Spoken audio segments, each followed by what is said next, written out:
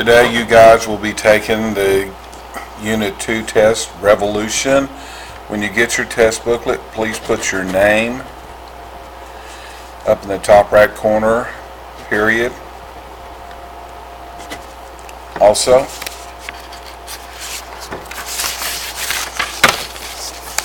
and then turn to number 1.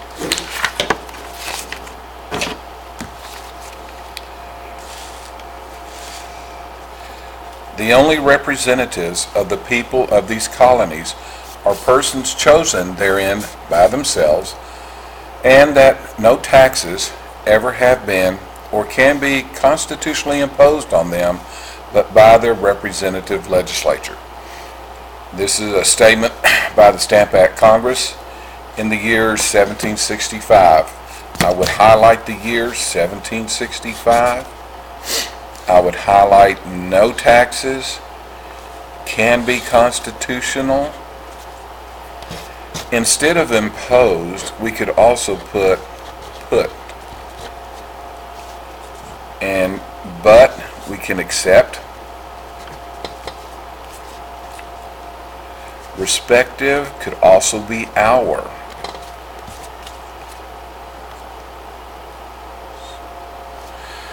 When you're reading through this and trying to figure it out, you need to focus on the second part of the statement. Your choices. The statement by the Stamp Act Congress suggests A. British Parliament should be more involved in colonial government. B. The colonies should be able to make their own political decisions. C. Parliament should use the military to protect the American colonies. D. Colonies should organize to separate Great Britain. Pick one of these that you could say would be a throwaway, and then choose your best answer.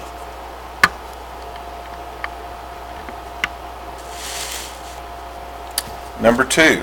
Colonial boycotts of the British manufacturing goods and other colonial attempts to disrupt the tea trade are examples of civil disobedience. Which of the following is a goal of civil disobedience? I would underline goal because that's what it's asking, and a goal of civil disobedience.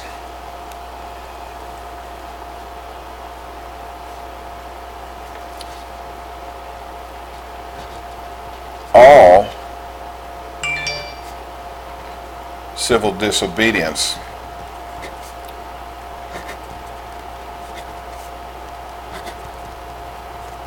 regardless of time period.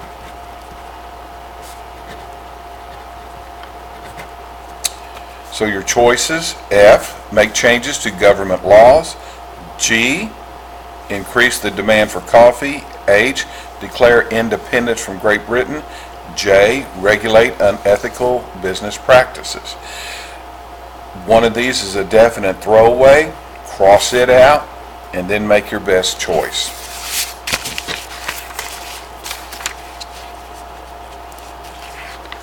Number 3.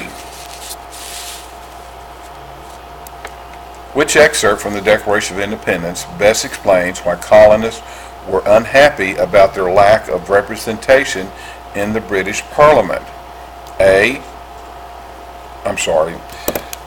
Going back up to the statement, please highlight where it says why colonists were unhappy about the lack of representation in the British Parliament, and underline lack of representation because that's what you're focusing on.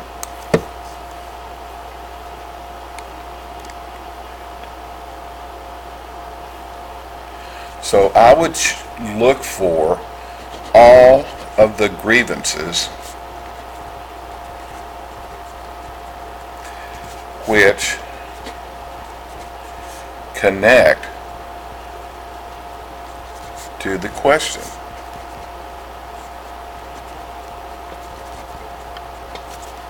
So, A, quartering large bodies of armed forces among us. B, for imposing taxes on us without our consent. C, he has refused his assent of laws the most wholesome and necessary for the public good. D, for transporting us beyond the seas to be tried for pretended offenses.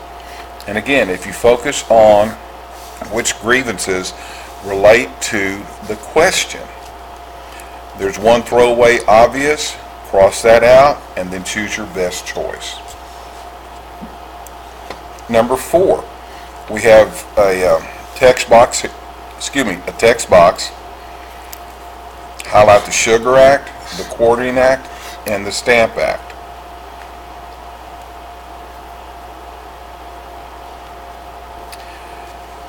Looking at all three of these, first thing you should do is describe these and what do they have in common.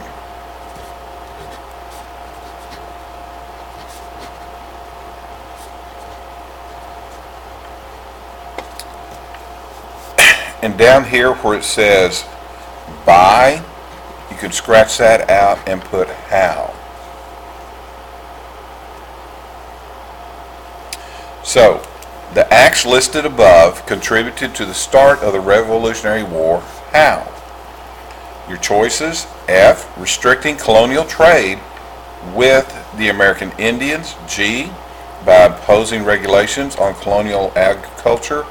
H, angering colonists who believe their rights have been violated. J, protecting the colonists from the authority of Parliament. There's a throwaway answer there. Scratch it out and then choose your best answer.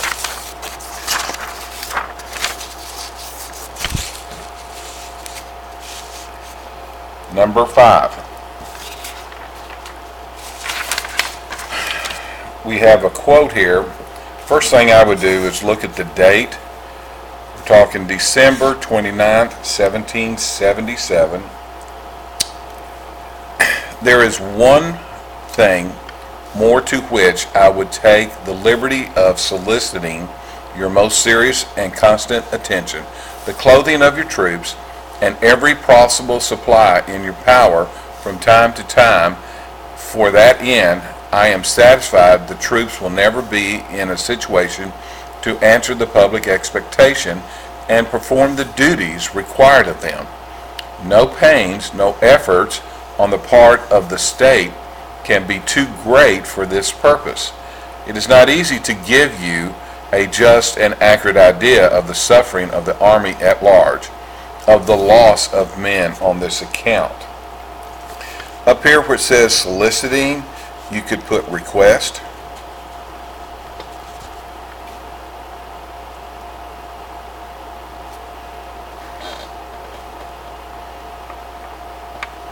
And up here where it says satisfied, you could put sure. So, the events in the excerpt above were a result of. I would highlight events and a result of. In other words, what caused this? A, the early battles at Lexington and Concord. B, the conditions during the winter at Valley Forge. C, several victories of the Continental Navy. D, the British cutting off supplies to the colonies. There's a good throwaway answer, and then choose your best choice.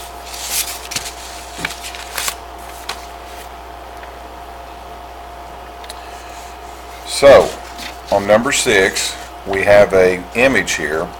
It says common sense, the inhabitants of America, which you guys have seen this before. So the first thing I would put over here is who is the author and what was the goal of writing this. So the source above was used to A, increase British settlements in the colonies. G, encourage equality during the Great Awakening. H, urge colonists to support the American Revolution. Excuse me. J, protest the ratification of the U.S. Constitution. Number 7, In 1787, Congress awarded John Paul Jones the Congressional Gold Medal in honor of his valor and brilliant service during the Revolutionary War, which accomplishment was Congress recognizing. So we're talking about John Paul Jones, I would definitely highlight that, and which accomplishment was Congress recognizing. So, choices: A, leading the evacuation of Washington, D.C. during the British invasion. B, preparing the strategy for the American victory at Yorktown. C, persuading France to provide military assistance to the Continental Army. D, commanding a victory at sea against the British Navy. There's a couple of good throwaways.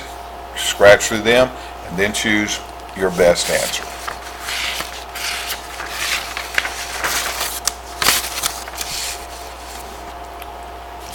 Okay, number 8.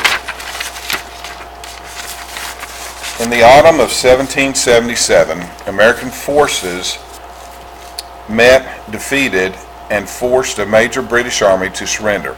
This crucial American victory at the battles of renewed patriots' hope for independence, secure essential foreign recognition and support, and forever change the face of the world. So, the year we're talking about is 1777, where it says battles of, the question mark right here, we need to figure out what goes right in this blank. Where it says secured, we could also put received. So the statement down here, which of the following best completes the excerpt, which would go up here? Would it be the battles of Saratoga? G, the battles of Concord? H, the battles of Trenton? Or J, the battles of Yorktown? So there should be a good throwaway there, and then choose your best answer. Number 9, unalienable rights. And then we have a text box, life, liberty, and the pursuit of happiness. I would highlight unalienable rights, life, liberty, and the pursuit of happiness. The rights listed above were: A, established by the Mayflower Compact; B, expressed by Thomas Jefferson in the Declaration of Independence; C, granted to the colonists by King George III; and then D, defined in common sense. There's a good throwaway. Scratch through it and then choose your best answer. Number 10, First Great Awakening. Then we have an arrow pointing to a text box over here. This is a cause and effect. In other words, it leads to. Okay? So, we're talking about the First Great Awakening. What statement best completes this diagram? The Great Awakening leads to missions that were built to Christianize local Indians. G, colonists becoming more dependent on Great Britain. H, colonists were encouraged to question authority. J, the Roman Catholic Church became dominant religion. Pick a good throwaway, scratch through it, and then choose your best answer. Number 11, America stands armed with resolution and virtue, but she still recoils at the idea of drawing the sword against the nation from whence she derived her origins. Yet Britain, like an unnatural parent, is ready to plunge her dagger into the bosom of her affectionate offspring. But may we not hope more for lenient measures? This is from Mercy Otis Warren. The year is 1774. The source of this was the women of the American Revolution. So, the statement, or the question, how did the author of the statement above contribute to the American Revolution? So, how did the author of the statement above contribute to the American Revolution? I would highlight that. Choices: A, she warned against separating from Great Britain.